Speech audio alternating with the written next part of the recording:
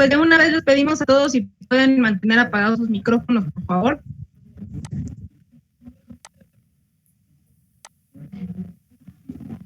Muchas gracias. Bien, buenos días. ¿Sí me escuchan bien? Sí. Sí. Ok. Pues antes que nada, bienvenidos a este ya séptimo módulo del seminario de estudios sobre Ecatepec. Estamos empezando pues justo este nuevo año, este nuevo proyecto de incluso de formato del seminario para este módulo, para este año, a partir de las condiciones en las que, bueno, ustedes saben, nos hemos encontrado desde el año pasado. En este año tenemos preparado un módulo con diferente formato, lo hemos dividido en bloques, justo a partir de las necesidades que nos ha orillado la pandemia. Se los voy a decir brevemente estos 3 bloques en los que la maestra Lupita y yo creímos conveniente que se podía aprovechar más las sesiones que vamos a dar, los momentos que se van a llevar a cabo. Este año se van a llevar a cabo una serie de conmemoraciones. Nosotros consideramos que es importante que estuviéramos ahí, que no solo el municipio de Ecatepec tiene mucho que aportar con las conmemoraciones que se van a realizar a nivel nacional, sino toda la región, como todos saben. Y bueno, también hay una tercera parte que creímos importante agregarla. Se las comento muy rápidamente. El primer bloque de este séptimo módulo va a estar conformado por 4 sesiones, sesiones como tradicionalmente las hemos llevado a cabo, en donde un ponente, un investigador, alguien que ha trabajado sobre la zona, nos va a hablar acerca de su investigación. Sesiones como la que vamos a tener hoy.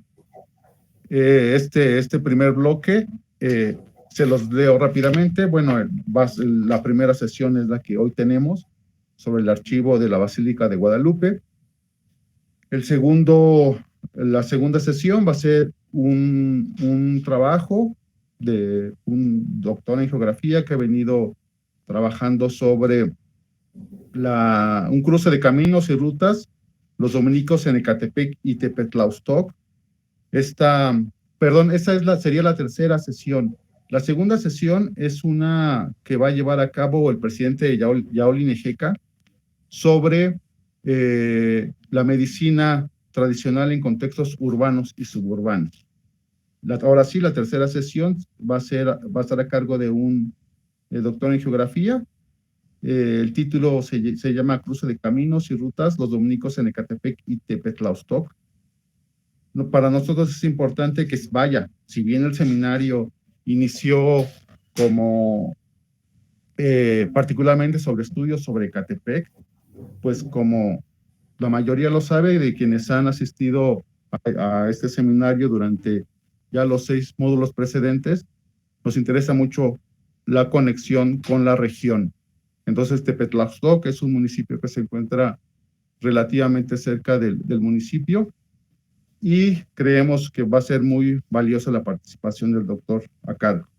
Y la tercera sesión va a estar a cargo de una investigadora, ponente ya en el seminario, la doctora Rita García, y un trabajo muy interesante que está realizando sobre la escuela, uno de los monumentos y patrimonio cultural y artístico de su pueblo, que es la Escuela Benito Juárez.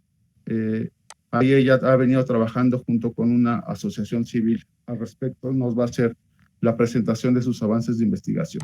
Digamos, ese sería el primer módulo. Las fechas de las sesiones, en esta ocasión decidimos trasladarlas al tercer sábado de mes, en un horario de 11 a 2 de la tarde, y a través de la plataforma Google Meet. Digamos, ese sería el primer bloque de este séptimo módulo. El segundo bloque de este séptimo módulo van a ser una serie de conferencias que están todavía por confirmarse, en donde queremos ser partícipes de las conmemoraciones que se van a llevar a cabo respecto, sobre todo, al bicentenario de la promulgación de la independencia de nuestro país y de los 500 años de la conquista.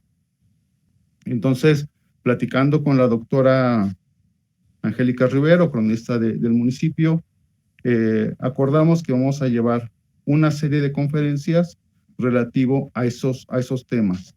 Esto se va a hacer, si las condiciones lo permiten, en el auditorio de los 9 pueblos del Palacio Municipal, y si las condiciones no lo permiten, bueno, lo haríamos a través a través de medios virtuales, como lo estamos haciendo ahorita.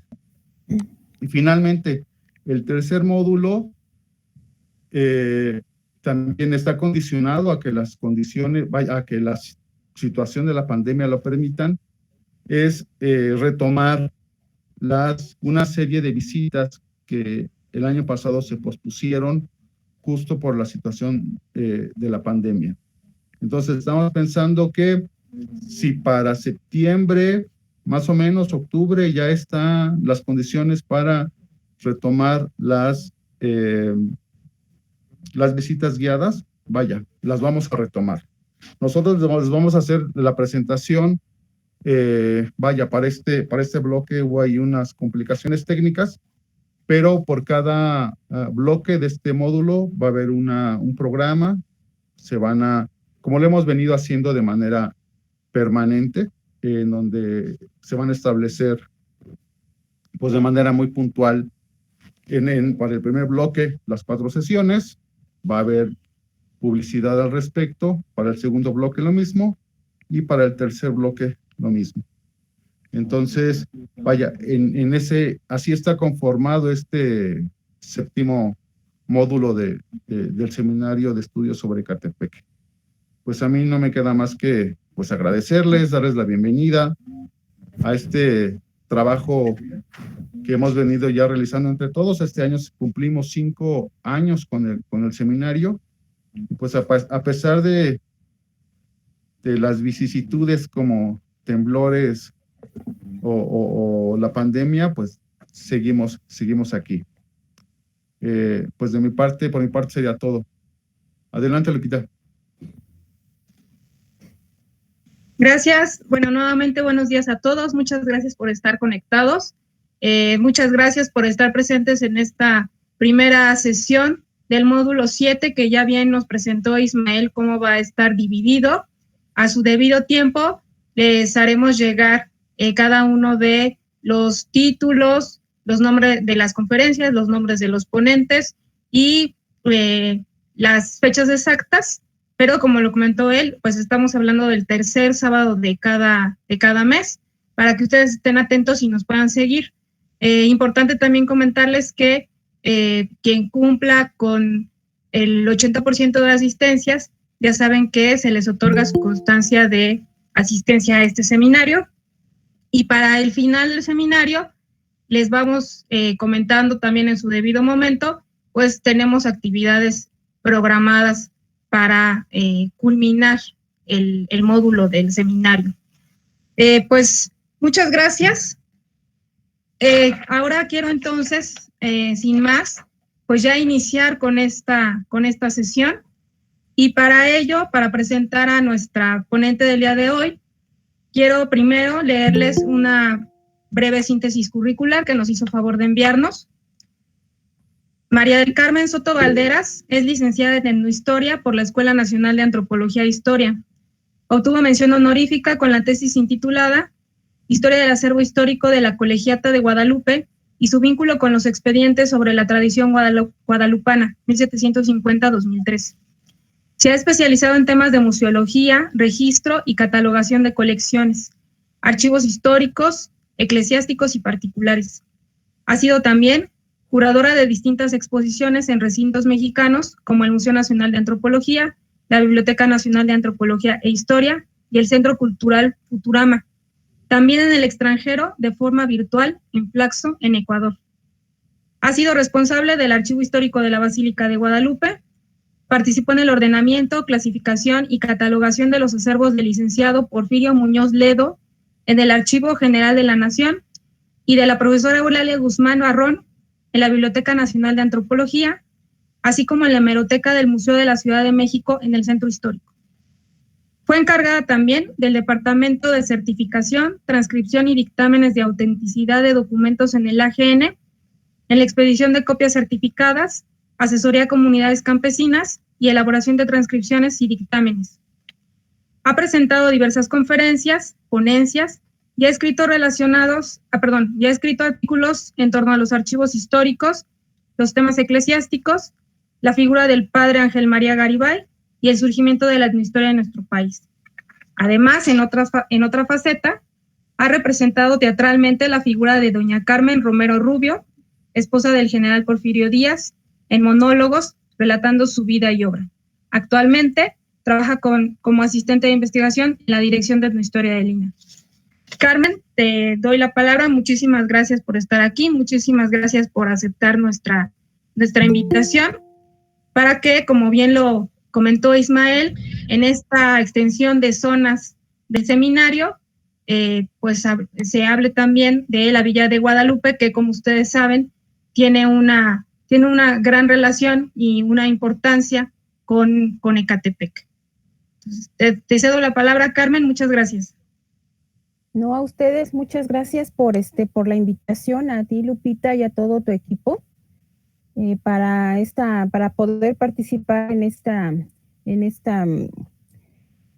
nuevas sesiones que se están ya preparando para este año en el Seminario Permanente de Ecatepec. Y pues ahora vamos a ver una serie de cuáles son aquellos testimonios que han acercado a Ecatepec y zonas aledañas a la Basílica de Guadalupe. Esto también ustedes mismos lo van a constatar, es muy importante porque existe toda una interrelación entre esta comunidad y las diversas regiones que la rodean, entre el santuario, con otras diócesis, con otros fieles, y ese acercamiento a través no solamente en forma física, sino también testimonial. Pero antes de entrar directamente con lo que es la historia del archivo histórico de la Basílica, quiero invitar a todos ustedes a una reflexión. Esa reflexión implica ver cómo es que los archivos eclesiásticos son muy importantes. Son poco tratados, un poco menos que los archivos civiles. Entonces, quiero que por favor, antes de entrar de lleno, conozcamos entonces esa importancia de los archivos y ver entonces cuál es entonces esa relación con el archivo del santuario y posteriormente ustedes mismos se van a dar cuenta cómo es que esa relación con otra serie de elementos, de organismos, de instituciones, que no estamos hablando solamente de una sola institución, sino que también nos vamos a referir a toda una red de conexión con el santuario y otras regiones del país.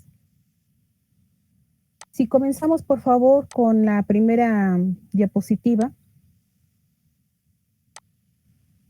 para visualizarla, por favor.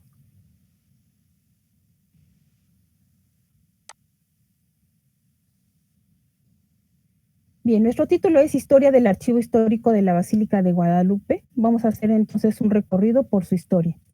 La siguiente, por favor. Bien, como yo les comentaba, vamos a ver entonces cuál es la importancia de los archivos eclesiásticos. Según la Pontificia Comisión para los Bienes de la Iglesia, creada en 1993 durante el pontificado del Papa Juan Pablo II, nos dice que son lugares donde se conserva la memoria de las comunidades cristianas y a la vez factores de cultura para la nueva evangelización.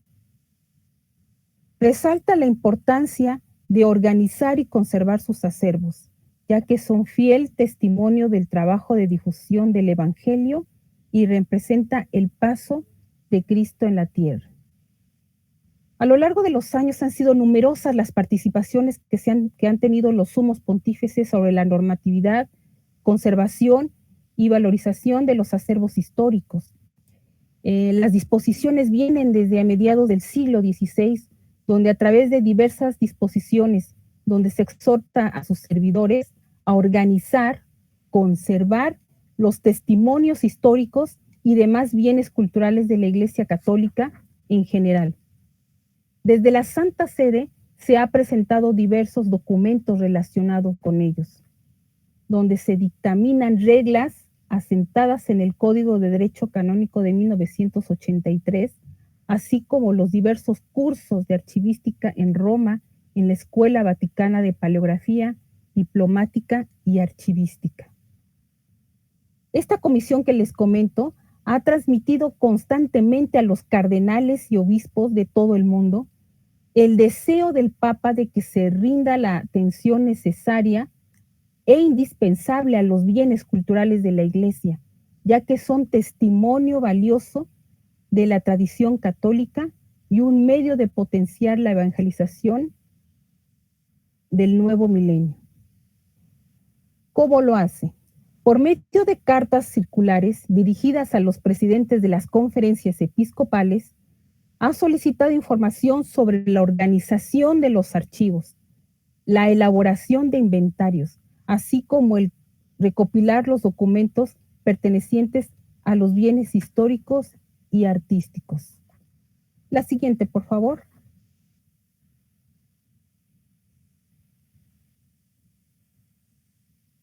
Aquí vemos cómo es que la misma comisión considera tres aspectos esenciales para la transmisión y conservación del patrimonio documental. Primeramente, como momento de la tradición. Los archivos resguardan manuscritos originados de la relación de personajes y acontecimientos que han formado parte de la vida de la Iglesia, como los testimonios de la vida y obra de Jesucristo, el desarrollo y expansión del cristianismo hasta su situación en la época actual. Estos archivos custodian parte de la tradición de la Iglesia de los fieles, donde se encuentra la labor evangelizadora, así como las diferentes manifestaciones de fe que conforman la memoria. Como número 2, como memoria de la evangelización. Los expedientes son fuente rica en información histórica, ya que nos permiten reconstruir la historia de la acción pastoral de los obispos en sus diócesis, los párrocos en sus parroquias, los misioneros en sus zonas de evangelización, la vida de las congregaciones e institutos religiosos, así como las biografías de beatos destinados para las causas de canonización que son promovidas en Roma. Y por último, la 3. Como instrumento pastoral, los archivos conservan la memoria de las diversas formas de manifestación y asimilación del Evangelio que dan origen a innumerables costumbres locales y diferentes prácticas pastorales que son de gran ayuda para una propagación de la fe católica. Gracias a estos acervos, entonces vamos a conocer las tradiciones religiosas que permitirán la adaptación del Evangelio a los contextos sociales, culturales y religiosos. La siguiente, por favor.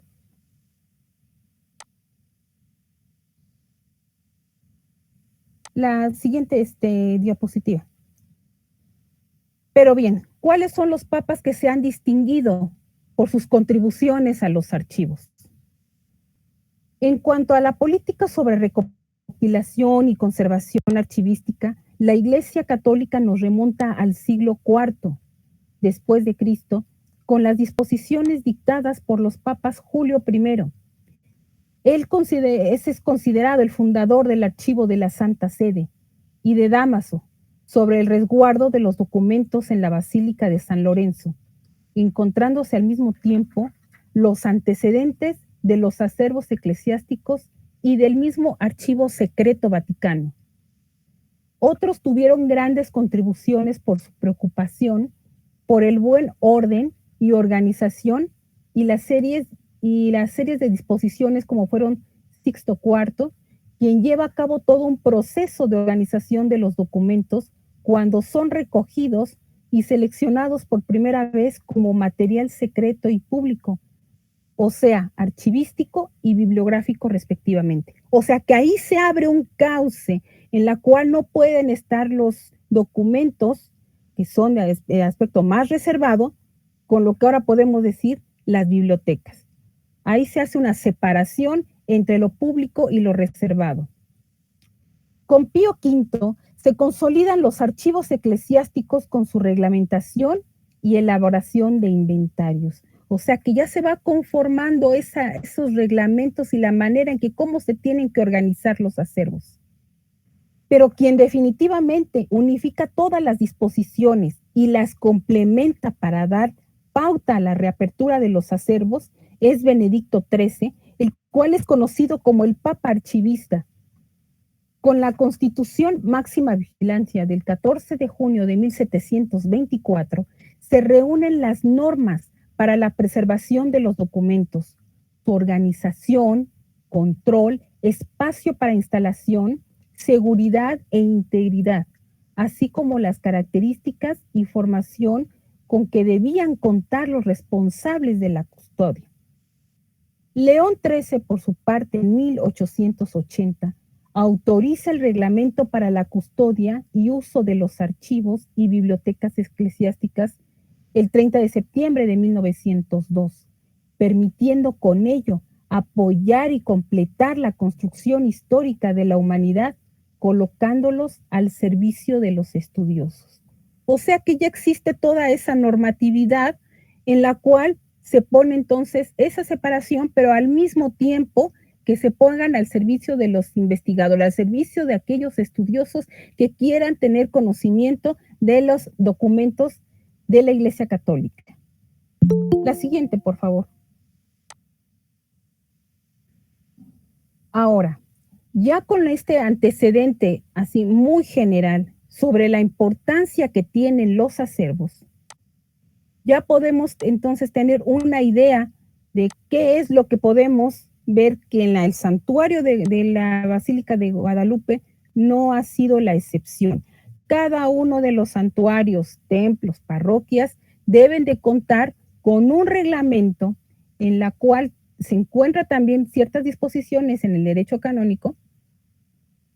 Parte de sus cánones establecen esa reglamentación para contar inventarios y catálogos que puedan tener entonces ese control de sus testimonios históricos. En el Santuario de la Vida de Guadalupe, como les comentaba, no ha sido la excepción y ha cumplido cabalmente estas disposiciones pontificias y demás legislaciones sobre la conservación de sus bienes patrimoniales. Pero también para ello, no, como yo les comentaba antes, no vamos a hablar de una institución aislada, de un santuario aislado, sino que tiene conexiones con otros templos, con otras diócesis, con otros fieles. Y vamos a ver de qué manera entonces está ligada esta situación y lo vamos a ver reflejado en sus propios documentos. Para ello quiero que podamos, así en una forma muy breve, un recorrido lo que es el santuario. ¿En qué consiste el santuario? Sirve que también algunos lo conocen, otros no será del todo, pero también tenemos gente que nos ve del extranjero para que tengan una idea de qué cosa es, en qué consiste el santuario, qué comprende en sí el santuario de la Basílica de Guadalupe. La siguiente, por favor. Tenemos entonces aquí ya estamos en lo que es la Plaza de las Américas, que es precisamente donde fue inaugurada en 1952. Ha sido constantemente renovada. Últimamente también ha sido renovada con una expansión que ha tenido esta Plaza de las Américas. Y dentro de ella se encuentra toda una serie de templos que están ligados con lo que es las crónicas y la tradición que nos va relatando el mismo Nicán Mopoa y otra serie de testimonios históricos. Y al fondo podemos ver lo que es la basílica, la nueva basílica, que es es una edificación del arquitecto Pedro Ramírez Vázquez, inaugurada en 1976. Ustedes, no sé si los que la han visitado, pero es concreto con lo que son tiene lo que son tus mármol de Carrara, y que aproximadamente puede tener un cupo de 10,000 fieles. Hacia el lado derecho tenemos lo que es la Basílica Antigua, que es una obra del arquitecto Pedro de Arrieta, creada en 1709, y que dentro de ella sí se las recomiendo que visiten porque se encuentra lo que es la Capilla del Santísimo con un retablo de reliquias, que es muy poco conocido, poco visitado, y también conocido porque es, no se sabía este tipo de que existieran reliquias en la basílica, pero que sí se la sigue conservando ya desde el siglo XVII, siglo XVIII. Tenemos enseguida, si podemos ver la siguiente diapositiva, por favor. Aquí tenemos entonces la Basílica Antigua, que ahora ya es conocida como el Templo Expiatorio a Cristo Rey. La siguiente, por favor. El ex convento de Capuchinas, que es obra del arquitecto Ignacio Castera, concluida en 1787. Tuvo una serie de remodelaciones, por mucho tiempo estuvo cerrada, pero ahora ya nuevamente está abierta al público, al culto también, pero el problema es que ahorita sí tenemos con mucho control y en ocasiones algunos días cerrados, otros abiertos, precisamente por lo de la pandemia, para que ustedes también la puedan visitar. La siguiente, tenemos lo que es la parroquia de indios. Es una pequeña iglesia construida por Luis Lazo de la Vega entre 1647 y 1649, donde según las crónicas se encuentran los restos de Juan Diego y de su tío Juan Bernardino. La siguiente, por favor. Enseguida se encuentra un poco más al fondo el Pocito, que es una obra del arquitecto Francisco Antonio Guerrero y Torres, construida entre 1777 y 1791. Fue paso, como ustedes saben, del insurgente José María Morelos y Pavón, antes de ser fusilado en San Cristóbal, Ecatepec, en 1815. La siguiente. El Museo de la Basílica, donde se conservan pinturas, esculturas, grabados de diversos artistas como Cristóbal de Villalpando, Nicolás Rodríguez Juárez, Baltasar de Chávez y Vía, entre otros, y también existe una serie de retratos de los abades de la basílica. Aquí es algo muy importante. Si la siguiente, por favor, aquí me quiero detener un momento. Entrando a lo que es el museo, se encuentra un pasillo de los exvotos, que son unas obras populares que la gente va llevando precisamente de la serie de milagros que les ha hecho la basílica y que están plasmados precisamente en estas pequeñas láminas con la representación de los milagros. La siguiente, por favor. Atravesando lo que es este pasillo, encontramos lo que era la antigua sacristía de la Basílica Antigua, y ahora se es convertida en una de las salas del Museo de la Basílica. Continuando hacia el fondo, la siguiente, por favor. Llegamos a lo que es la cruz atrial. Aquí es algo muy importante porque aquí se encuentra ahora lo que, bueno, se encontraba en ese entonces, esos lugares o espacios donde se encontraba la documentación que ahora se conserva en la basílica actual y que ahora son una especie de bodegas de museografía, pero que en esa parte es donde se encontraba antiguamente el archivo. La siguiente.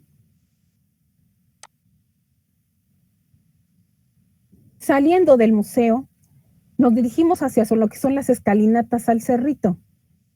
Pero antes del cerrito, la siguiente, tenemos el bautisterio. Hacia el lado izquierdo, así que salimos del museo, y hacia el lado izquierdo se encuentra lo que es el bautisterio, donde actualmente se realizan lo que son los bautismos, pero así en conjunto, las confirmaciones, la solicitud de misas para el pocito o para capuchinas. La siguiente. Nos vamos subiendo hacia lo que es el cerrito. Seguimos. Y nos encontramos con lo que es el Panteón del Tepeyac, antes de entrar al cerrito. Inaugurado en 1865 por el canónigo Juan María García Quintana y Roda, y donde se encuentra la huella de la intervención de artistas como Adolfo Ponzanelli, César Volpi, entre otros, considerado monumento nacional desde 1992. Ahí descansan el arquitecto Lorenzo de la Hidalga, el historiador Manuel Orozco Iberra, Rafael Lucio, que fue médico de cabecera del presidente Benito Juárez, y el expresidente Antonio López de Santa Anna. Continuamos con el recorrido, por favor, la siguiente. Llegamos al cerrito, que data de 1666, donde nos reciben los arcángeles Gabriel, Miguel, Rafael y Uriel. Y son murales, contiene murales del artista Fernando Leal. La siguiente, por favor. Desde ahí en el cerrito podemos ver entonces todo ese panorama del santuario. Como pueden ver, está ahí la Basílica Antigua, la Nueva, y parte de lo que es ahora el Museo de la Basílica de Guadalupe. La siguiente. Bien, ya bajando del cerrito, volvemos nuevamente entonces a encontrarnos con la Plaza de las Américas y vamos entonces a entrar lo que es la Basílica, la Basílica actual, la Basílica Nueva. Seguimos.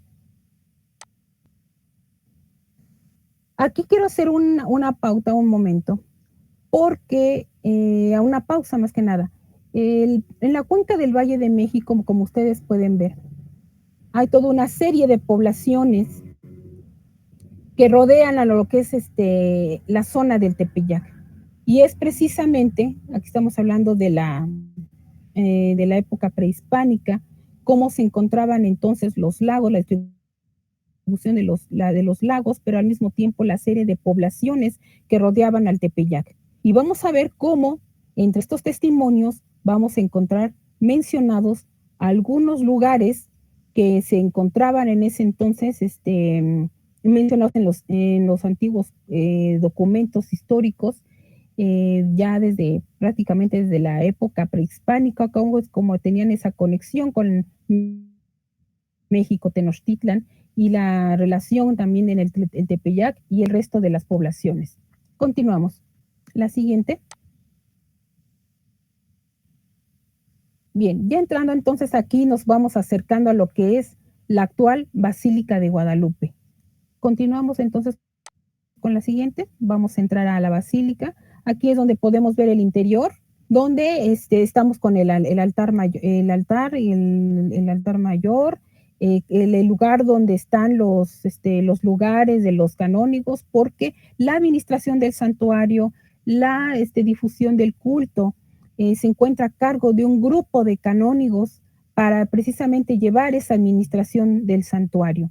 Con su, como pueden ver, al fondo está lo que es la imagen, y también lo que es el altar, en el altar que contiene parte de los huesos de la mano del padre Agustín Pro. La siguiente, por favor.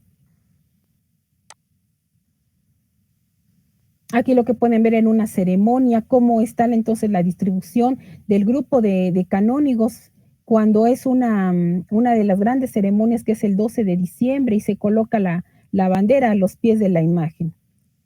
La siguiente. Para la ubicación del acervo histórico, De lejos, donde está el gran órgano monumental, se encuentra en el 5º piso, precisamente atrás del órgano monumental, el archivo histórico de la basílica. En este 5º piso se encuentra lo que es el archivo y también la biblioteca que conserva la misma basílica. Se encuentra también lo que es, aparte de la biblioteca, el acervo histórico, el archivo musical. El siguiente, por favor. ¿Cuáles son entonces las características del acervo? Por todo lo anterior, podemos afirmar que entre los archivos de la Iglesia Católica resguarda de 2 tipos el archivo, del cabildo eclesiástico y del histórico parroquial, porque no nada más es la administración de lo que son ese grupo de canónigos del santuario, sino que también no se olviden que desde época muy temprana ha tenido la función de una parroquia. La siguiente. En cuanto a los antecedentes, inicialmente era una ermita, según la tradición, 1532, para posteriormente convertirse en una parroquia, donde se encontraba a cargo un vicario, siendo el primer encargado Antonio Freire, y el volumen de bautizos más antiguo comprende los años que van de 1596 a 1620. A partir de 1750 se convierte en colegiata de Guadalupe, siendo su primera sesión capitular el 22 de octubre de ese mismo año. El decreto salió en 1749, pero la toma de posesión fue en 1750. En el año de 1904 obtiene el rango de insignia y nacional Basílica de Santa María de Guadalupe, como actualmente se le conoce.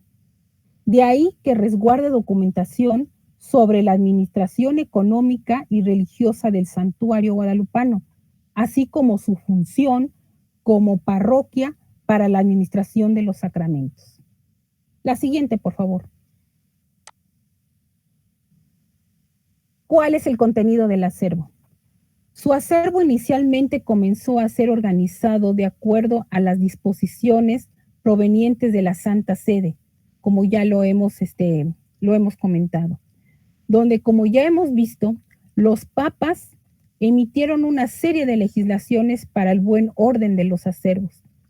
Es así que a lo largo del virreinato se elaboraron instrumentos de consulta como son los inventarios por orden alfabético y la preocupación por la conservación del buen estado de los documentos, los cuales fueron resguardados en cajas de hoja de lata y colocados en anaqueles de madera en 1755. O sea que desde que empezó a tener a funcionar y a hacer que existiera un grupo de canónigos, se empezó a crear precisamente ahora, no nada más como parroquia, sino ahora a tener una función como cabildo, a tener sesiones capitulares para ver cómo era la administración del santuario, a través de que se realizaban esta serie de reuniones donde quien llevaba a cabo, llevaba la minuta de estas reuniones era el secretario de cabildo.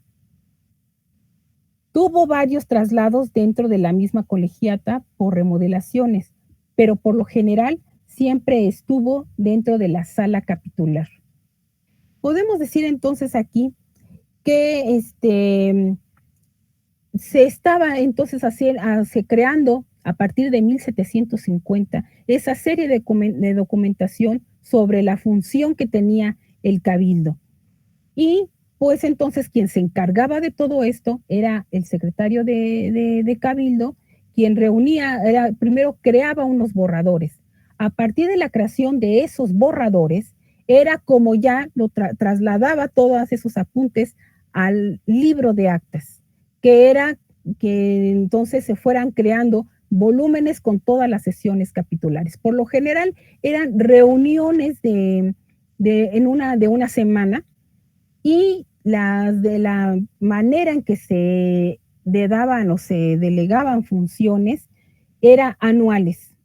Anualmente se daba entonces esas funciones entre los mismos canónigos, y a partir de ahí es como podemos ver cómo en todas esas sesiones se puede ver cómo era el funcionamiento del santuario, quién se encargaba del cerrito, quién se encargaba del pocito, y pues la manera en que como también al mismo tiempo funcionaba como parroquia. O sea que era una doble función, como parroquia y también su administración como santuario a través de este grupo canónico.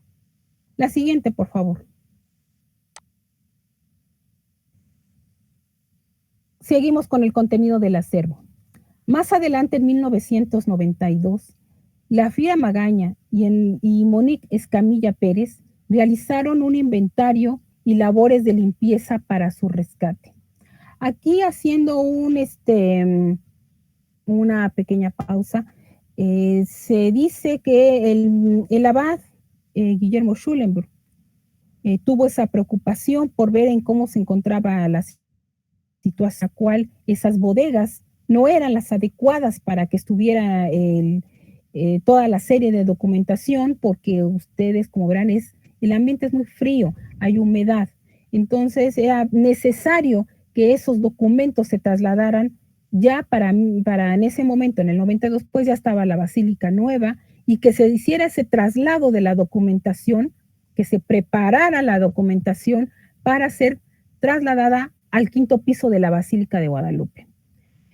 Previamente a todo ello, se tiene conocimiento de que hubo una fumigación, y al mismo tiempo, lo que era la maestra Glafira y Monique fueron los que empezaron a hacer una clasificación y un ordenamiento de las series que fueran saliendo, de qué tipo de documentos eran los que se iban encontrando, y entonces es como ellas van haciendo ese tipo de clasificación. Para el siguiente año, en el 93, la maestra Guadalupe Ramos de Castro continuó la labor de clasificación y ordenamiento.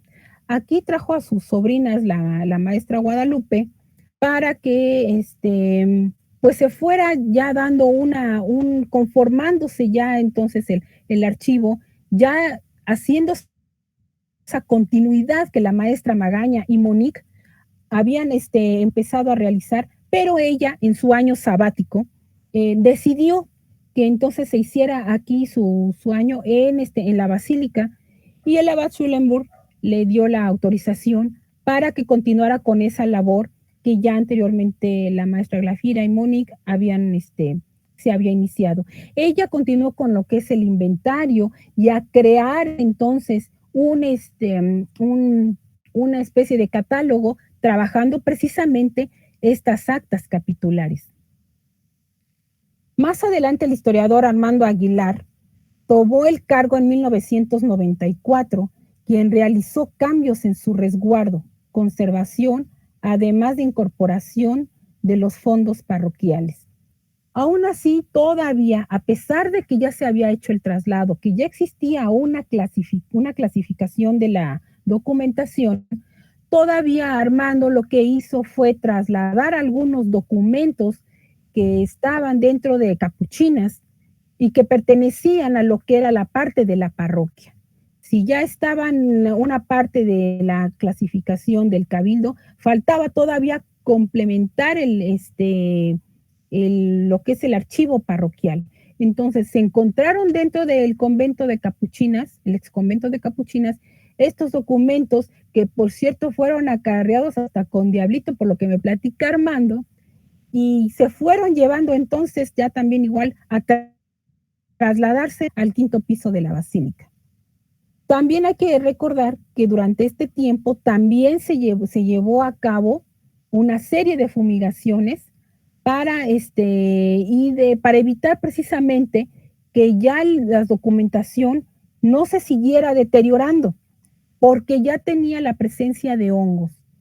Entonces, lo que hizo Armando es que a través del Instituto de Investigaciones Nucleares recibieron toda una radiación por rayos gamma, y para que precisamente detener ese avance de los hongos y que fueran llegando, tratar de que fueran llegando a su nuevo recinto, pero que ya no estuvieran tan contaminados y llevar toda esa contaminación al nuevo acervo. Para 1997, una servidora, terminé lo que es la clasificación y ordenamiento del definitivo del acervo capitular y parroquial, donde comencé a crear una base de datos, una catalogación de los libros de las actas capitulares con índices temático, onomástico y topográfico, quedando de esta manera. La siguiente, por favor. Estos índices de los libros de actas capitulares fui creándolas a base de ese trabajo, revisando tomo o volumen por volumen, foja por foja. Aquí lo que podemos observar es, aparte de que se llevó ese trabajo de terminar la clasificación, el ordenamiento, ya era prácticamente unos índices en la que se llevó a cabo en los espacios que se iban colocando dentro de este cuadro, este esquema, la caja, el número de caja, la sección, el ramo, todavía cuando se trabajaba en el estante, las charolas, las fechas que comprendía y el contenido, cuánto era lo que existía en esas cajas. En un principio también, también regresando con Armando, hizo el cambio de lo que fueron las cajas de cartón por las cajas de polipropileno y también utilizar, colocando los expedientes en documentos, en folders o en papel cultural o antiácido para una mayor conservación del soporte. Él entonces empezó a usar, a cambiar esas cajas de cartón por entonces las de polipropileno, y ya entonces dentro de esas mismas cajas ya se iban acomodando lo que eran los volúmenes y los expedientes, tal y como yo les comento, con esos folders de papel cultural, con papel cultural y antiácidos. Por eso es que dentro de esas cajas de polipropileno se iban colocando los volúmenes, y por eso es ese contenido de cuáles eran cada uno de los documentos que hizo, cuál era la cantidad de documentos que tenían en esas cajas. Venía después entonces la descripción, el título, en la cual yo incluía el título, cuántas fojas, de hecho hasta incluí lo que fueron las páginas y los índices. A través de estos índices, cuando llegaban los investigadores y solicitaban entonces información, yo me basaba en esta base de datos para que inmediatamente me dijeran cuál era el tema que ellos estaban buscando, y automáticamente aparecía la información, en qué tipo en qué caja y en qué volumen. Entonces, eso fue un trabajo constante en estar foja por foja para poder obtener este tipo de índices y tener un apoyo para cuando llegaran los investigadores, entonces obtener la manera más rápida y posible de obtener la información. La siguiente, por favor.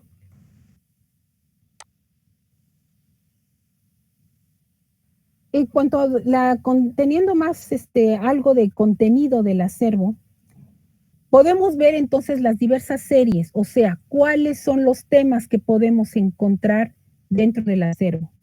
Como les he dicho, entonces quienes se encontraba a cargo de la administración eran los canónigos, un grupo de canónigos, con el registro de sus actas capitulares, las convocatorias. Esas convocatorias eran las que se enviaban a los mismos canónigos, donde se les notificaba qué día tenían entonces cuándo iban a tener sesiones capitulares, los edictos de la convocatoria.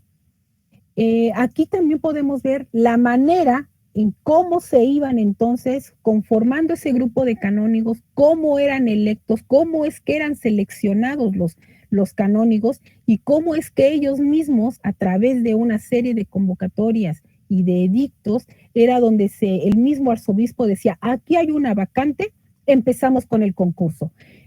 Entonces se venía el anuncio de las pruebas, los concursos, los títulos, Viene entonces después la correspondencia que recibía en ese entonces no era basílica, era la colegiata de Guadalupe. Las visitas pastorales, habla sobre peregrinaciones, tenemos bulas, reales cédulas, que eran solo una serie de leyes que iba mandando, que iban enviando desde lo que eran allá en España, toda la serie de mandatos, los estatutos por los cuales se regía, o reglamentos, los cuales se regía el grupo capitular, porque tenían una serie de estatutos que estaban basados precisamente en las colegiatas de allá de España, de Antequera, de allá de España. Teníamos también información sobre cofradías de la Archicofradía de Guadalupe, las obras pías, esas obras piadosas, que se iban creando, que iban surgiendo, el colegio de infantes, cartas pastorales, las cordilleras. En ese entonces era una manera de poder pasar la información o las decisiones que el arzobispo enviaba. Era la manera en que cómo se comunicaban entre los diversos templos, las diversas diócesis, en donde se iban comunicando cuáles eran esas disposiciones, y a eso se le llamó lo que fueron las cordilleras. Planos también sobre la edificación de la misma colegiata, asuntos de contabilidad y administración de la colegiata. Aquí hablamos sobre colegiata, no podemos, este es como una especie de rango que se le daba al templo. Ya no era una ermita, ya no era un simple templo, sino que ese rango de colegiata era similar a lo que es la catedral. Pero no pueden haber dos catedrales dentro de una misma diócesis. ¿Qué es lo que se da? Una similar es precisamente el nombramiento que se da como colegiata, que precisamente surge a partir de 1750, cuando se toma la posesión por el mismo grupo capitular. ¿Qué fondos tenemos? El de Ángel María Garibay y Ángel Vivanco Esteve. Aquí el padre Garibay tiene una documentación muy importante, porque aparte de que tiene algunos escritos, tiene algunos poemas, tiene información sobre Otumba. Ustedes saben que también fue párroco en el Estado de México. Entonces se tiene información de cómo es que también él mismo llevaba a cabo los inventarios de sus propias parroquias. No se conformaba nada más con llegar y ver y ahí está el archivo, sino que también ver cómo se encontraba la situación de sus propias archivos de sus parroquias. Y en cuanto a Ángel Vivanco Esteve, lo que él tiene es documentación relacionada con el surgimiento del primer museo guadalupano. Él fue el que junto con el Cabildo trataban de ver la manera de que se creara, aquí se encontramos entonces los antecedentes del Museo Guadalupano, y que ya estamos hablando desde la época del 1945, 1950, cuando él trató de que se fuera creando esos primeros museos con Ángel Vivanco, y que tenía también correspondencia con el doctor Atl, que también aparece dentro de este mismo fondo de Ángel Vivanco. Veamos también cómo es que, aparte de este tipo de temas que se encuentran dentro del archivo capitular, tenemos, como ya les he comentado, el archivo parroquial. ¿Qué series tenemos? Los bautizos, las confirmaciones y entierros, además de padrones y correspondencia, así como documentos de contabilidad y administración de la parroquia. El archivo parroquial se divide entonces en la sección sacramental y la disciplinar, que es donde se tienen todo el asunto de los inventarios, los padrones y en sí todo lo que es la administración de la parroquia. La siguiente, por favor.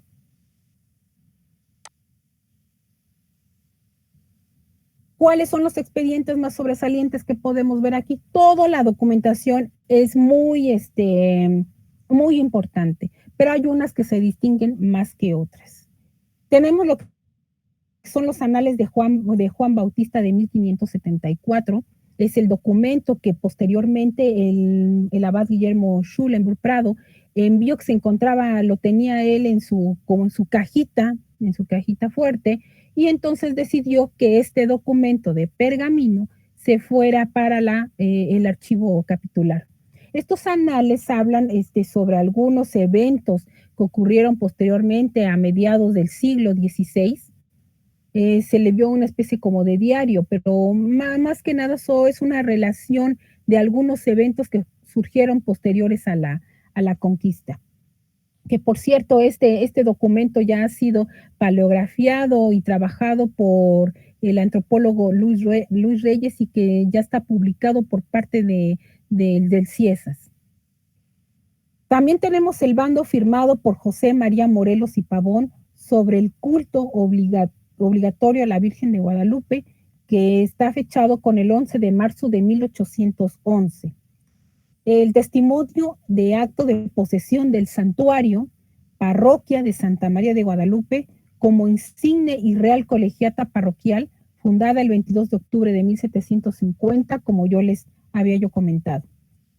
Y el expediente relacionado con el instrumento jurídico sobre el derrame de agua fuerte en el Ayate, con fecha de septiembre de 1820.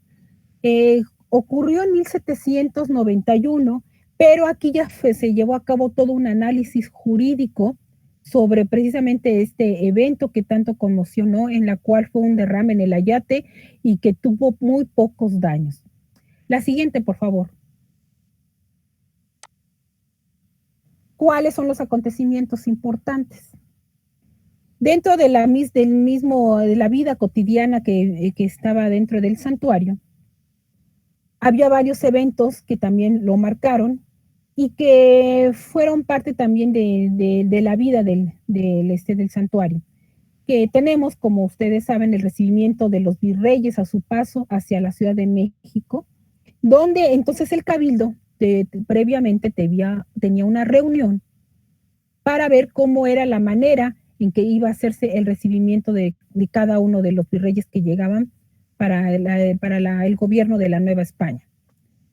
En esta, las mismas actas, que son, por cierto, riquísimas en información, en estas actas se ve cómo es que el cabildo se reunía y tenía destinado un lugar en donde ellos, en la parte, según mencionan, que en la parte oriente era donde se recibía a los virreyes para darle esa bienvenida y para hacer hacer la toma del bastón de mando. O sea que hasta nos da el espacio en el cual, en el lado oriente de la colegiata, era donde se hacía este tipo de recibimientos. Tenemos la presentación de las insignias y vestiduras imperiales de Agustín de Iturbide ante la presencia de la Virgen de Guadalupe en 1822. Aquí se registra una serie de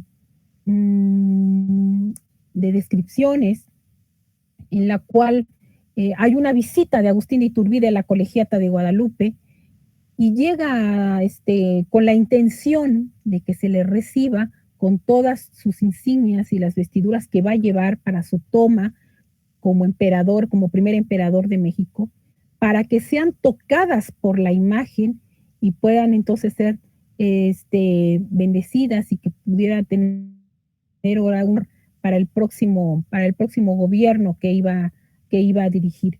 Entonces tiene ese contacto con la colegiata para que se pudiera llevar a cabo este acto. Y precisamente los llevó, los presentó, y una vez que como sabemos, tuvo el derrocamiento, posteriormente lo que hace es llevar el bastón y que se pudiera colocar ese bastón en la vidriera de la Virgen.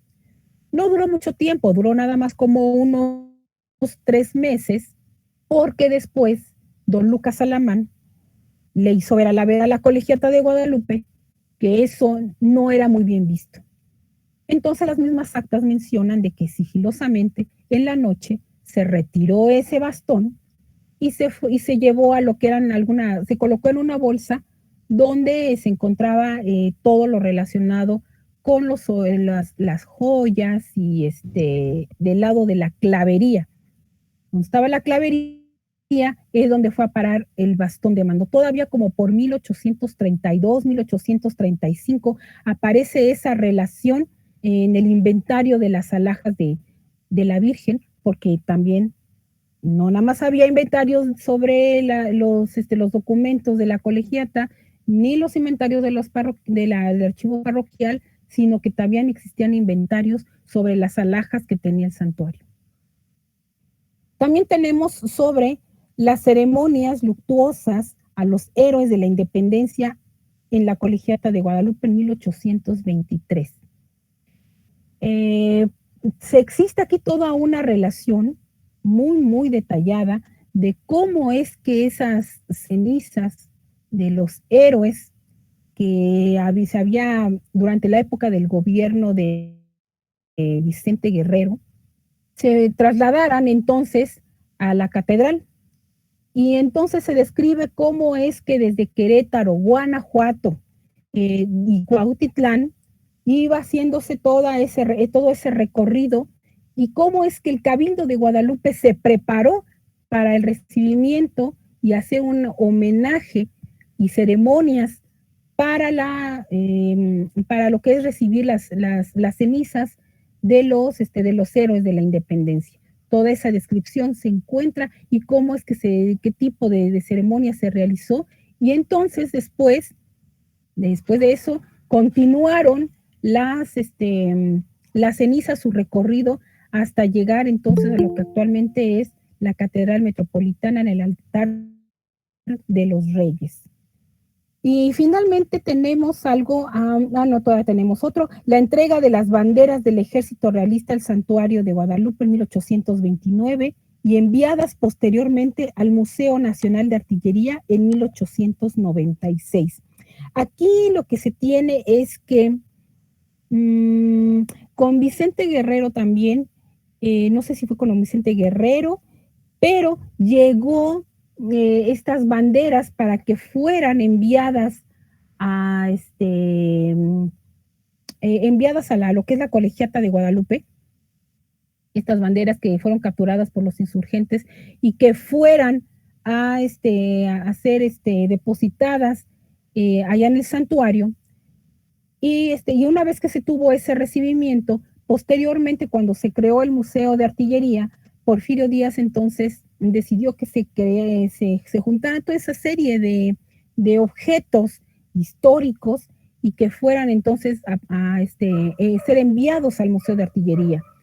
Y entonces eso es lo que se ve, toda esa serie de trámite en el cual esas banderas fueron a parar posteriormente al Museo Nacional de Artillería. Y finalmente tenemos lo que es la coronación pontificia de Guadalupe en 1895.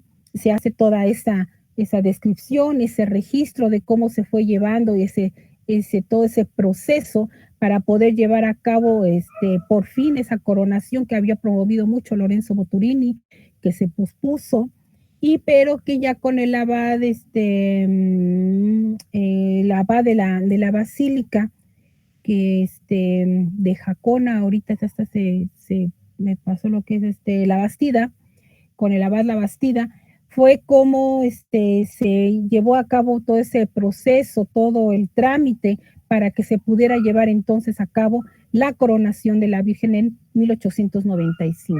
La siguiente, por favor.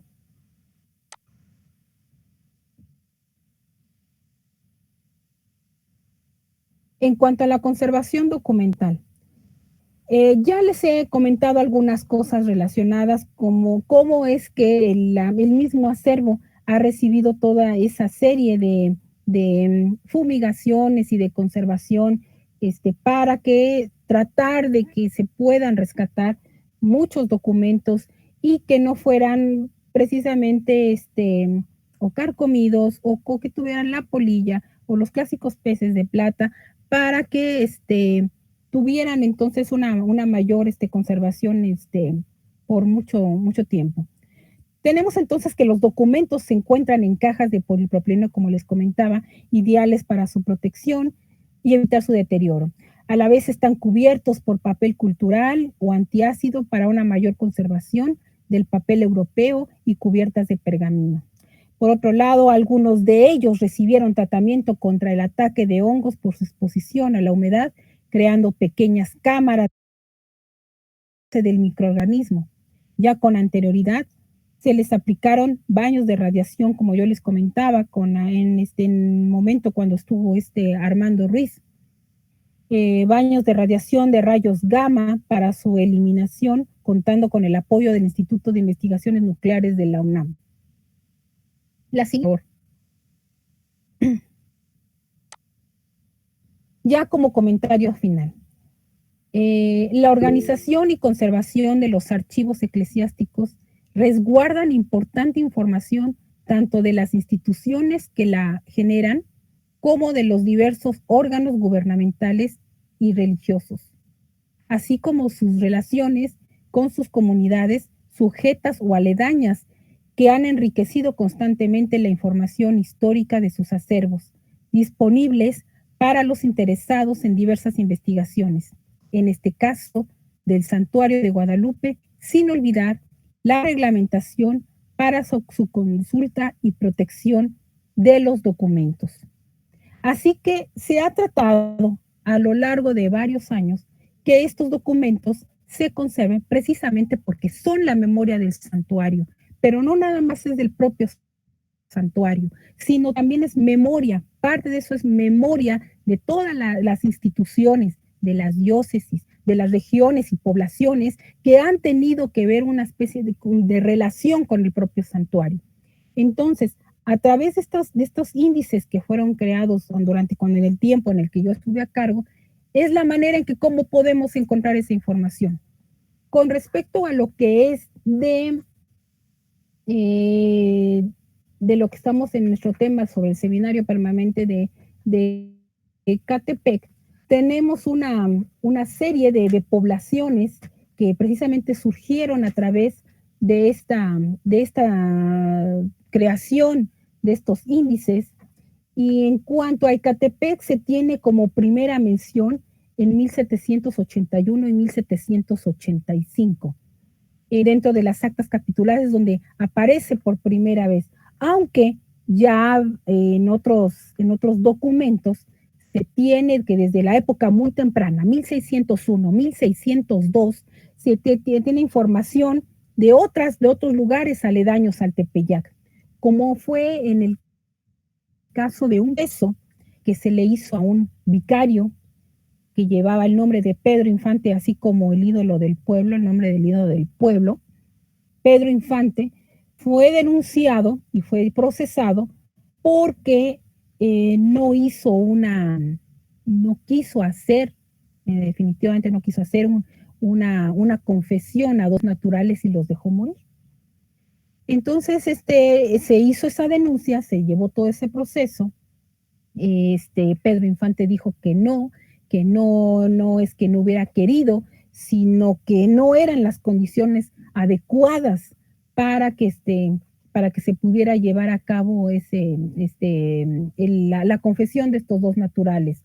Entonces, muchos, los mismos indígenas de esas poblaciones dijeron, no es que no quiso ir, se le avisó con tiempo, pero simplemente expuso que porque el clima no permitía que fuera él a llevar la confesión a estos dos naturales que finalmente fallecieron. Y entonces se dictaminó que por el tesorero de allá de la Catedral de México, que que estuviera suspendido su función como vicario durante un año y que pagara 30 pesos de oro común. Entonces, esta sería, aunque sea a lo mejor un poco sencillo ver y analizar y que a lo mejor no tendrán muchísima información, pero que nos permite ver también al mismo tiempo cómo eran esa relación entre lo que eran las comunidades, estas poblaciones, con el santuario, al mismo tiempo cómo se llevaba el proceso con un vicario, y también la mención de la serie de poblaciones que estaban implicadas dentro de este proceso. Entonces, por eso es que estos documentos son muy importantes porque nos brindan toda esa serie de información histórica y cómo es que las mismas poblaciones y los diversos organismos participaban de esta serie de acontecimientos. Se menciona entre ellas a las poblaciones de Atzacualco, San Laurencio, lo que es en otras ocasiones se menciona también a Ticomán, que también se registra que envió parte de su archivo histórico a la Basílica de Guadalupe, y otra serie de poblaciones que también nos hablan que del lado circunvecino de lo que es de la Basílica, cercanas al Tepeyac, que son, como les he mencionado, San Cristóbal, Ecatepec, Chalco, Otumba, Ozumba también se menciona, Tepozotlán, Tlanlepantla, Pachuca, Tepozotlán, San Juan Teotihuacán, Sinacantepec, Zacualco, Atzacualco, Santiago Atzacualco también se llega a registrar, Chimalhuacán, San Juanico, San Lorenzo o San Laurencio, a lo mejor son dos poblaciones distintas, eso es lo que tendría ya también que ver si son distintas o desembocó en San Lorenzo. Zacatenco, San Pedro Zacatenco también está así registrado, Ticomán, como yo les comentaba, Santa Isabel, Santiago Tlatelolco, Cuautepec y San Juan Izhuatepec. Entonces, toda esta serie de información podemos encontrar a través precisamente de estos índices y entonces poder obtener datos importantes históricos que se pueden continuar esa serie de investigaciones con respecto a este tipo de poblaciones cercanas al Tepeyac. Entonces, pues, con este panorama así muy general, he tratado de brindarles la importancia que tienen estos acervos, cómo es que los mismos papas han tenido que dar esa serie de normatividad para que todas sus diócesis, todo lo que son los templos, puedan entonces tener un orden para conservar esta serie de testimonios muy importantes por diversas circunstancias que también yo ya les he comentado. Les agradezco mucho y con esto finalizo mi participación. Muchas gracias. Muchas gracias, Carmen. Pues bueno, pues como hemos visto, pues nos ha hablado, justamente ella lo ha comentado, de la importancia de la conservación de los bienes de la Iglesia por parte de la misma institución, de este recorrido virtual que nos hiciste favor de ponernos a través de las diapositivas para conocer algunos templos asociados con la basílica que uno no siempre visita cuando va, ¿no? Porque nada más llega a la basílica y se retira. Uh-huh. O que, bueno, algunos tal vez no conozcan, ¿no? Y bueno, este panorama tan completo que nos diste sobre el acervo, los fondos, los documentos más relevantes y pues que nos hablan no solamente sobre la administración, la comunicación, la organización, las instituciones eclesiásticas, sino pues estos hechos históricos, los inventarios de la basílica y bueno, pues esta relación que tenía con la participación de estos pueblos. Tenemos ya varios comentarios en el chat. De igual manera les voy a pedir por favor a los participantes, a quienes están con nosotros, que si tienen alguna pregunta, la anoten en el chat y les voy a dar la palabra. Gracias a Marta Beatriz, a Gisela Gómez por sus comentarios. Antropología Social Mexicana, no sé si quieras abrir tu micrófono, por favor, para expresar las preguntas que nos has escrito.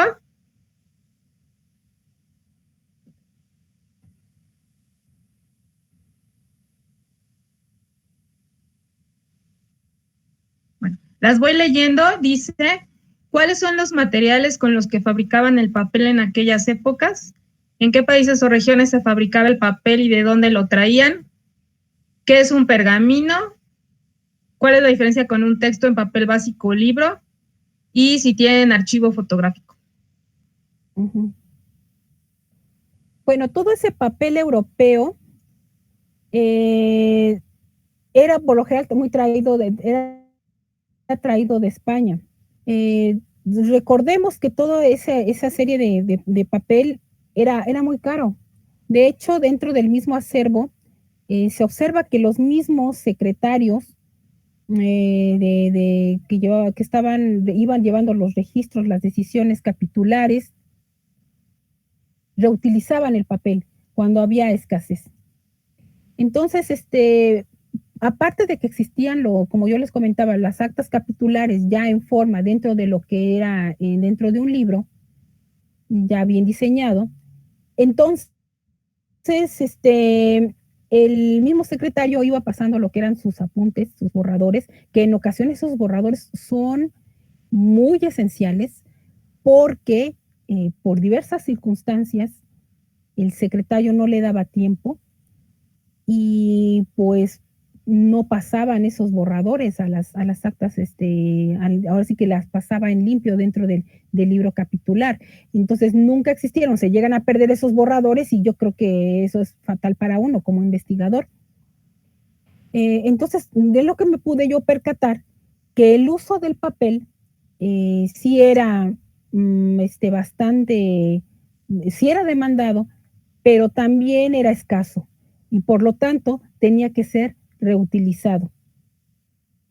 Lo que yo he mencionado es que era el soporte era el papel europeo, pero las cubiertas en ocasiones también no nada más eran de pergamino, era el tratado del pergamino, que también era traído también en España, y no recuerdo si aquí también se llegaba a trabajar en eso aquí, pero también se han encontrado cubiertas de piel, y pues lo que ha pasado también es que se ha sustituido esa serie de portadas, porque pues hay algunas que sí definitivamente han tenido que someterse, hay unas que han tenido que ser tratadas, y pues las que han sido rescatadas, pues se han tratado de conservar lo que más se ha podido, y entonces el único que yo veo que sí, son contados, que no recuerdo si existan muchos. Lo que sí está en pergamino es lo que son los anales de Juan Bautista, esta serie de diario que se creó.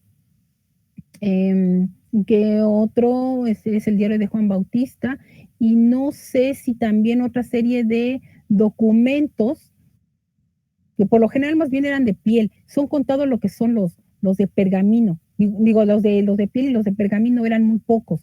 O bien, definitivamente son documentos sueltos.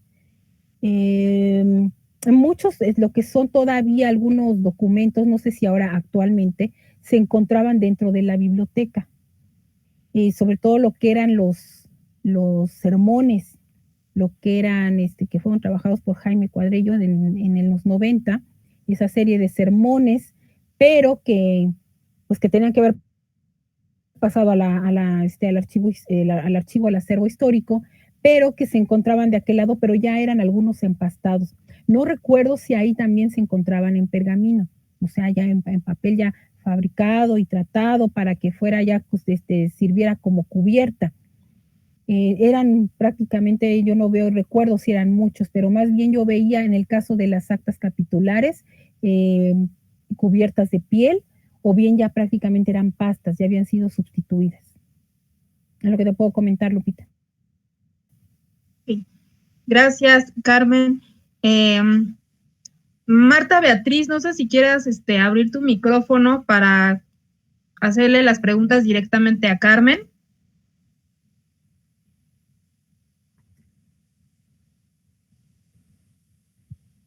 ¿Me escuchan? Sí. Bueno, pues primero felicitar a la expositora porque lo hizo muy bien. Se ve que es toda una experta y ojalá se hagan más eventos como estos, ¿no? Para conocer sobre los temas.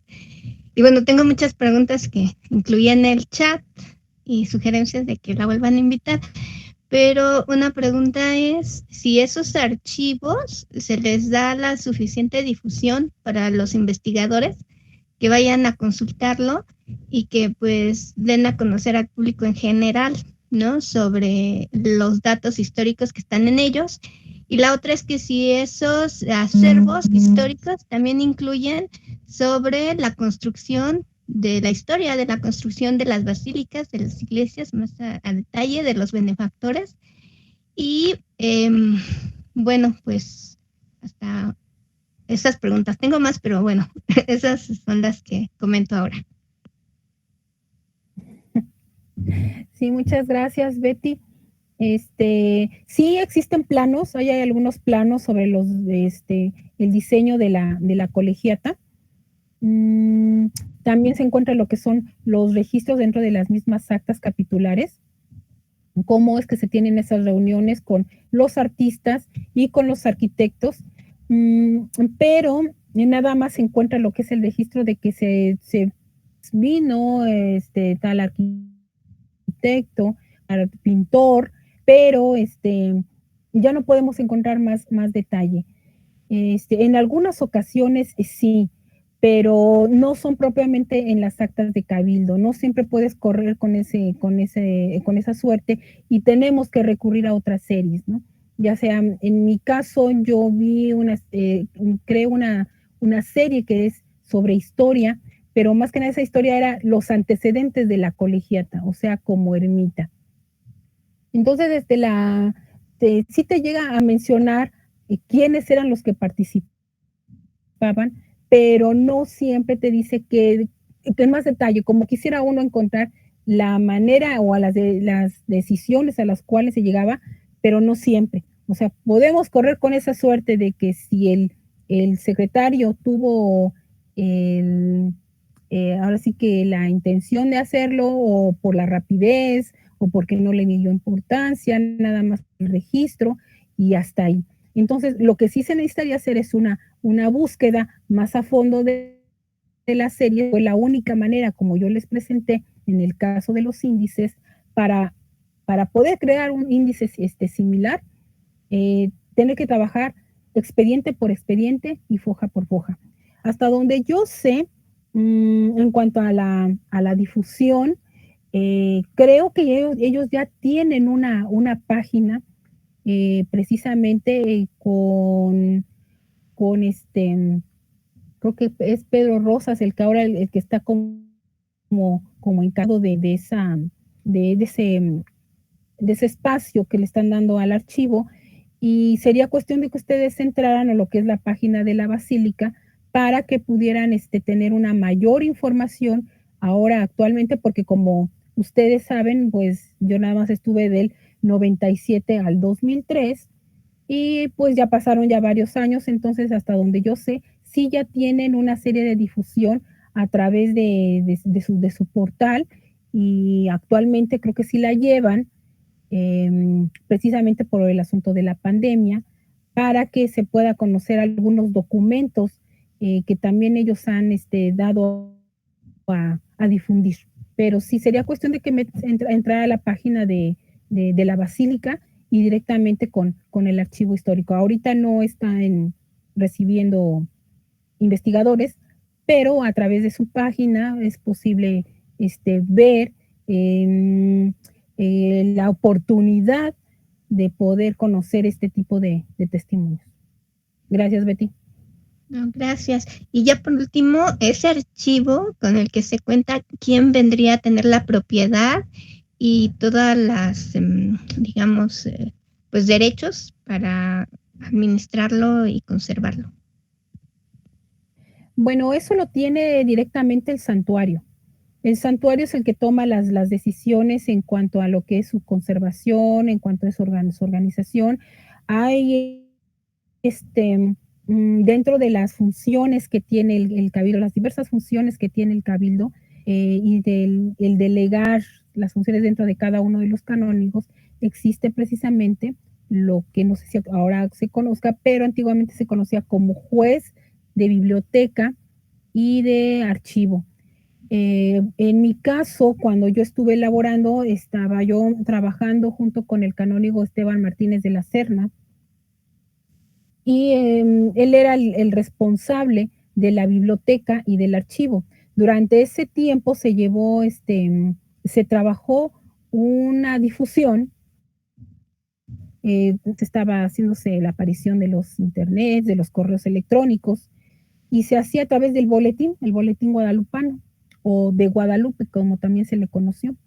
Entonces, a través de esa serie de boletines era como el padre Esteban hacía difusión precisamente de su biblioteca, bueno, no era su biblioteca, pero la biblioteca del santuario, y del propio archivo. apenas estaba haciéndose toda esa serie de, pues de ver de la manera en que se podía difundir lo que eran aquellos festividades, las peregrinaciones que iban llegando, las próximas peregrinaciones, que es lo que contenía ese boletín, pero también tenía información histórica. Entonces, era la manera como el padre entonces hacía cargo para poder hacer la difusión de estos acervos, porque también, como les comenté, también existía lo que era el archivo musical. Y entonces existía precisamente, les digo, un responsable para para la buena organización de estos acervos, y la basílica entonces es quien custodia precisamente estos acervos, eh, para una mayor conservación, una mayor organización de ellos. Pero es directamente el santuario, el grupo capitular. ¿Pero el dueño es el Estado o es la iglesia? La iglesia, pero como son también patrimonio, son también patrimonio nacional, pero se puede decir que la iglesia los custodia. Okay. Perdón que te interrumpa, Carmen. José de Jesús Ricardo Carvajal está presentando su pantalla, entonces nada más si puede dejar de compartirla, por favor, para que podamos ver a Carmen. Y tenemos más comentarios y más preguntas también. Gracias, Carmen. No, ¿de qué, Betty? Gracias. Ricardo Carvajal, si puede dejar de compartir su presentación, por favor.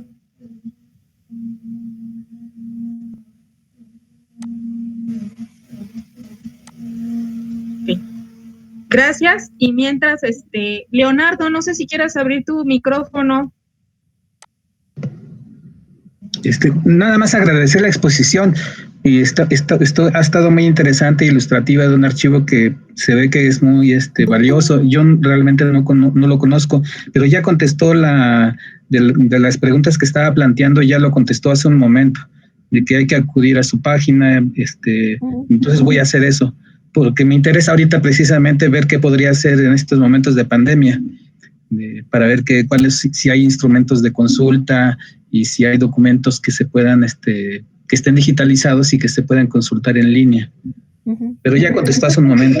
Yo creo que sí, ya, porque cuando yo estaba a cargo, estuve yo trabajando la digitalización con el ingeniero Juan Manuel Velázquez Carrillo. Él fue el que llevó a cabo toda la digitalización del archivo musical. Y pues íbamos también como íbamos haciendo el trabajo de ordenamiento y clasificación, y ya estábamos haciendo lo que eran las fichas catalográficas de las actas de cabildo. Como íbamos trabajando y ordenando, era como el ingeniero Juan Manuel Velázquez era quien llevaba entonces la digitalización, pero lamentablemente no se pudo continuar porque se le dio prioridad al archivo musical. Entonces se supone que ya debe de estar concluida esa digitalización. Desconozco ahora la manera en que cómo es que ellos tengan o difundan, o yo creo que a través de su página, pero que proporcionen esas digitalizaciones para que estén al servicio de los investigadores. Entonces, yo les recomiendo que mejor entraran a la página, tener una mayor información. Muchas gracias. No, a ustedes. De Antropología Social Mexicana, hace otras preguntas. Dice, ¿tienen archivo fotográfico? ¿Existen fotografías de una excavación en la basílica donde están o estaban los restos áridos de Juan Diego? Durante ese tiempo, en cuanto al archivo fotográfico, fueron pocos. No sé si tengan ahorita ya hayan empezado a enriquecer ese aspecto. Lo que se tiene y lo que llegué a tener en cuanto al archivo fotográfico, solamente se encontró fotografías del abad Guillermo Schulenburg cuando, si mal no recuerdo, no quiero errar, fue cuando estaba como tomó posesión como abad. yo creo que el mismo abad Guillermo Schwimmer lo mandó al archivo histórico, y son ese tipo de fotografías las únicas que encontré. No sé si actualmente existan más. ¿Y cuál fue la otra, Lupita? ¿El archivo fotográfico ahí? Pues en específico preguntaban si existían fotografías de la excavación en la basílica donde están los restos de Sí. Juan Diego. Sí, en ese entonces cuando yo trabajé estaba como rector interino el señor canónigo Francisco Antonio Macedo Peñado, y precisamente me solicitó que buscara dentro de lo que es el archivo de arqueología de Lina, de la coordinación, para que encontrara todo ese expediente relacionado con las excavaciones de la ermita. Parece en ese entonces yo fui con don Pepe, que desafortunadamente ya nos dejó, pero que él fue con el que yo hice ese trámite, y ellos tienen esa copia de lo que es ese expediente relacionado precisamente con las excavaciones de la ermita. Ahí se encuentran. O sea, se encuentran ahí y se reparten en la coordinación de arqueología. Si alguien quiere participar o tiene más preguntas, por favor, escríbanlas en el chat. Mientras, Ismael, ¿tienes algún comentario?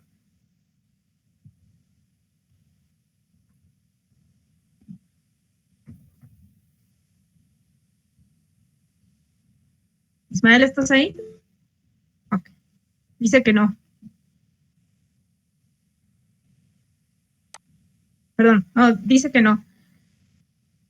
Carmen, pues a mí me parece que en este punto digamos, en algunos puntos de la exposición, yo te agradezco porque has tomado algunos puntos claves para este seminario de Ecatepec, ¿no?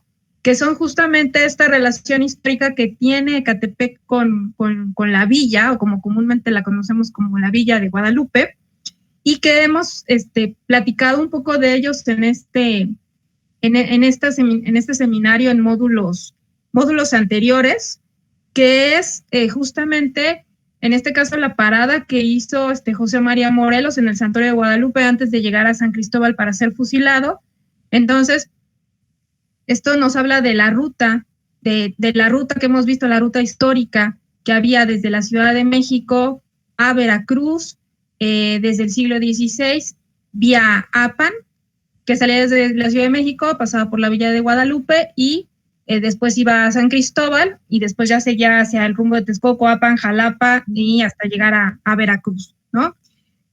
Otro punto importante es la toma del bastón de mando de los virreyes, que comparten la Villa de Guadalupe justamente con San Cristóbal Ecatepec y con Otumba, y que yo creo que es un buen estudio o una cuestión interesante revisar esa documentación para ver las diferencias que se hacían o las similitudes entre las ceremonias de las tomas de bastón de mando en un lugar y en otro, ¿no? Y bueno, también otra cosa importante que si puedes, por favor, abordar un poquito más o tratar, si tú viste este documento sobre las poblaciones, que como mencionaste, algunas son Ecatepec, algunas son aledañas o digamos intermedias entre Ecatepec y la Basílica. Si puedes hablar sobre si nos puedes dar un ejemplo particular sobre un caso que tú hayas visto de la población en la participación de algún evento y cómo, o sea, si tienes algo muy particular de alguna población. Pues de las zonas aledañas, de lo que yo pude ver, y más que nada porque me llamó mucho la atención, fue precisamente lo que yo les comentaba sobre el proceso de a Pedro Infante, porque es muy rico esa información, ya que se pueden sacar diversos aspectos que llegan a mencionar. Hay algo también, no puedo decir algo así que que diga específicamente de alguna población, no encontré. Siempre lo veía yo como relacionado con otras poblaciones, como las cuales yo les comentaba, y dije, bueno, ¿de qué manera se pudo haber encontrado este tipo de información o por qué las llega a mencionar?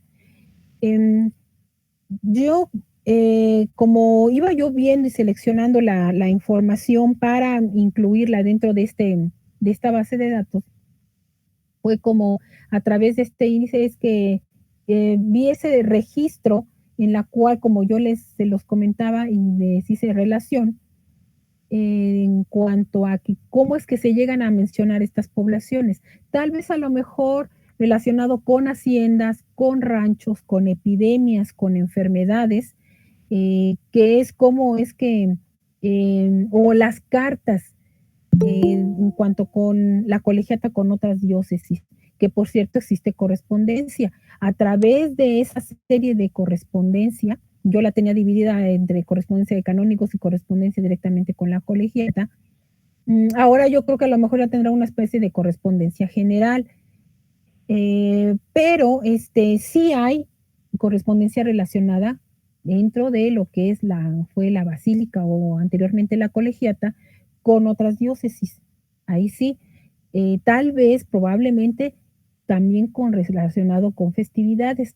No puedo mencionarte, digo, así que haya visto un documento que nos hable directamente de Catepec o específico de alguna población, sino siempre lo mencionaba como varias poblaciones relacionadas con determinado asunto. Pero así como para darle seguimiento a un solo documento con una población específica, no la tengo. Pero a través de esta serie de que esperemos que ellos hayan conservado este tipo de índices o le hayan dado una continuidad, pues se pueda localizar con mayor facilidad estas poblaciones, que al menos para mí fue muy, muy importante porque aunque ya yo llegaba a tener una determinada información, yo también enriquecía lo que era el contenido, porque hubo una ocasión que me llegó un investigador para buscar datos de un determinado canónigo. Yo no sabía que ese canónigo era médico y él tenía conocimiento de que era un médico y entre los dos nos enriquecimos. Porque le digo, bueno, ya me dio la pauta para complementar de que es un médico, aparte de ser canónigo, y el investigador me dijo, yo no sabía que era canónigo, solamente que había sido médico. O sea que es enriquecedor porque los mismos investigadores nos van dando así que pautas para poder seguir investigando, pero al mismo tiempo seguir enriqueciendo el acervo, seguir enriqueciendo esa información para otras futuras investigaciones. O sea, no estamos aislados, tenemos el apoyo también de que los investigadores nos van proporcionando información y los dos salimos muy contentos, ¿no? O sea, qué bueno, yo no sabía, ni usted sabía, pero ya enriquecimos la biografía del canónigo. Claro, esto que abordas es importante. Cuando uno como investigador va al archivo y platica con los archivistas que muchas veces tienen formación de investigador, ¿no? Pero algunos otros que no necesariamente son historiadores, antropólogos o especialistas y que buscan otro tipo de información, pero que existe ese diálogo, ¿no? Para que puedan enriquecer con sus conocimientos estas personas, ¿no? Tenemos pues comentarios de Gisela Gómez. Sí, claro. Perdón, tenemos comentarios de Gisela Gómez, de Martita. Muchas gracias por las felicitaciones. De Antropología Social Mexicana, lo que pasa es que dice que no está en el trabajo, por eso escribe sus preguntas, ¿no? Entonces, que no puede activar por eso su micrófono. Pero dice que no le quedó clara la respuesta a la pregunta que hizo sobre Juan Diego, que si puedes explicarlo un poquito más despacito. ¿Sobre Juan Diego? Ajá, la pregunta sobre las fotografías de los restos áridos de Juan Diego. Supongo que quiere saber un poquito más sobre los restos de Juan Diego, que tú mencionaste también que estaban en la capilla. Ajá, en la parroquia. En la Ajá. parroquia de indios, ahí es donde, bueno, mucho tiempo estuvo ahí cerrada esa parroquia, recibió una remodelación, pasaron muchos años para que se abriera. Se remodeló. Ahorita ya no sé si esté abierto al culto, ahorita por lo del asunto de la pandemia, pero sí se puede ver, se puede uno asomar, subir al altar y hacia mano derecha se encuentra lo que fueron los restos de la primera ermita. Esa primera ermita que fue construida por Fray Juan de Zumárraga en inmediato y que después estuvo a cargo ahí también Lazo de la Vega y posteriormente Freire, pero que según esto ahí estuvo viviendo Juan y también su tío Juan Bernardino, cercanos ahí a lo que son donde hubo una serie de las apariciones. No solamente ocurrieron en un solo lugar, también fue en el Cerrito, fue abajo, y cercano también al cerro, fue cercano también al Pocito, precisamente en el Pocito, donde según la tradición, pues surgieron unas aguas medicinales, donde también hubo esa aparición en el Pocito, pero pues ahorita ya también ya está clausurado ese pozo hace muchos años. Pero en cuanto a lo que es los restos de Juan Diego, pues se dice que por tradición que ahí estuvieron, pero no encontrada así una investigación tal cual, hasta en ese momento que se tuviera en cuanto a lo que son, si los encontraron o no los encontraron, no, o sea, una investigación que se haya hecho relacionado con eso, en mi momento no encontré. No sé hacia ahorita actualmente, pues ya han pasado muchos años de eso. A mí me tocó todavía el momento cuando se llevó a cabo el proceso de canonización de Juan Diego, llegaron ahí precisamente los que se estaba haciéndose todo esos trámites allá en la Santa Sede. Me tocó cuando estaba como beato y tener que recibir toda esa serie de correspondencia proveniente de Roma. Entonces, para el trabajo, pues sí tuve que meterme a estudiar el italiano porque todo venía en ese idioma. Y pues existe todo ese expediente relacionado precisamente con la canonización de Juan Diego. Me supongo que entonces ya estará más enriquecido ese expediente, pero sí hay una mayor información. No puedo decir que exista algo más serio en cuanto a que se hayan hecho investigaciones o excavaciones arqueológicas con respecto a eso. Gracias, Carmen. Eli, no sé si quieras abrir tu micrófono. Híjoles, es que a mí sí me da pena hablar. No te preocupes, Eli, aquí de eso se trata. Mi pregunta es si en la basílica o en los archivos existe alguna, no sé, algún archivo en específico en el cual se hable de las enfermedades que vivían en aquel entonces. Uh-huh.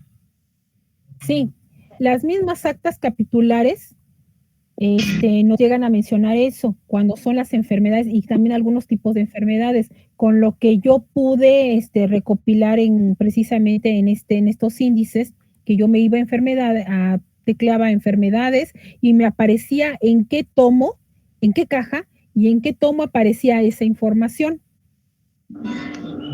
En ocasiones sí llega a mencionar cuáles eran esas epidemias o esas enfermedades, pero sí, es cuestión de arrastrarlo en las mismas actas de cabildo, pero sí se llega a mencionar. Gracias. Así como en el archivo del ayuntamiento, también en el archivo del ayuntamiento también hay mucha información con respecto a eso, de la Ciudad de México. Gracias. Gracias, Eli. No sé si alguien más tenga algún otro comentario. ya no veo en el chat más. Antropología Social Mexicana dice gracias por las respuestas. Ismael, muy buena presentación, el comentario de Alejandra Calva, gracias. Ismael, no sé si tengas algún otro comentario.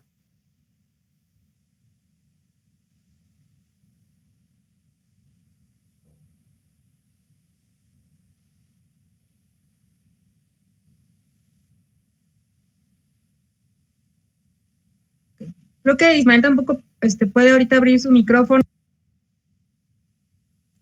Perdón, Ismael tampoco puede abrir ahorita su micrófono. Entonces nada más, pues te manda felicitaciones también, Carmen. Gracias.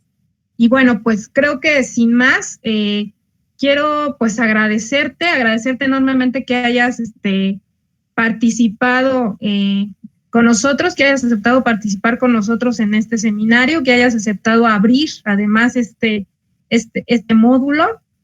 Y pues muchísimas gracias a todos por haberse conectado con nosotros. Gracias, también reconocemos el trabajo que ha hecho Isaí con la parte logística el día de hoy de la Asociación Yaoli Nejecat. A Yaoli Nejecat y a la dirección de Etnohistoria, muchas gracias también por ser las instituciones convocantes de este módulo. Desafortunadamente para este módulo no hemos podido tener comunicación con Casa de Morelos para que también convoque a este módulo. Entonces, ahorita son Yaoli Nejecat y la dirección de Etnohistoria, gracias al doctor Cuauhtémoc Velasco, que estuvo conectado también un ratito con nosotros, nuestro jefe en la dirección de Etnohistoria. Pues los comentarios del chat son felicitaciones y agradecimientos, Carmen. Y bueno, pues antes de retirarnos, pues no sé si quieras hacer algún comentario final, Carmen. Pues más agradecerles a todos ustedes, Lupita, a todos los que conforman el seminario para esta serie de conferencias, y que el seminario permanente de Ecatepec pues sí tiene un gran compromiso por esa difusión que se necesita para conocer aún más de qué es lo que sucede con esas poblaciones que giran en torno a la población de Ecatepec, que también tuvieron han tenido una participación histórica muy importante y relacionado con la Ciudad de México y con sus contornos. Entonces es un trabajo, los felicito, porque se necesita eso, se necesita difundir lo que tienen nuestras poblaciones, lo que es su historia, lo que son tradiciones, y qué mejor que también se conozcan los archivos de otras poblaciones cercanas a Ecatepec que tienen, no sé, Atzacoalco, Ticomán, Zacatén, toda esa serie de regiones que son circunvecinas al Tepeyac y a Ecatepec, para entonces nosotros como investigadores conocer qué tipo de fuentes podemos conocer y a trabajar para pero ya teniendo contar con esa difusión tan importante que se necesita para conocernos mejor, ¿no? Conocer mejor y elaborar unas muy buenas investigaciones, y que se siga difundiendo. Gracias, y muchas gracias a todos. Gracias, Carmen, y sí, justamente hace falta mucho trabajo de difusión, pero también de investigación, como dices, de estas poblaciones aledañas, ¿no? Que están ahorita actualmente entre la zona de Lindavista, Indios Verdes, y los límites entre la Ciudad de México con el Estado de México. Entonces falta mucho por hacer y después mucho por difundir. Pues antes de despedirnos, quiero darles las gracias a todos nuevamente y quiero invitarlos a nuestra próxima sesión, que sería el sábado 17 de abril a las mismas 11 de la mañana. Se presentará con nosotros el presidente de la Asociación Yaoli Nejecat, Félix Aguilar, hablándonos sobre las prácticas curativas en entornos urbanos y suburbanos, un tema que desde módulos anteriores ya nos habían solicitado y que, pues bueno, tendremos el gusto de escucharlo. Entonces, sin más, pues gracias a todos. Gracias, Carmen, que tengan buena tarde y nos vemos en la próxima. Muchas gracias. No, gracias a ustedes. Un abrazo. Hasta luego, Leonardo, no te saludé. Gracias, hasta luego. Gracias.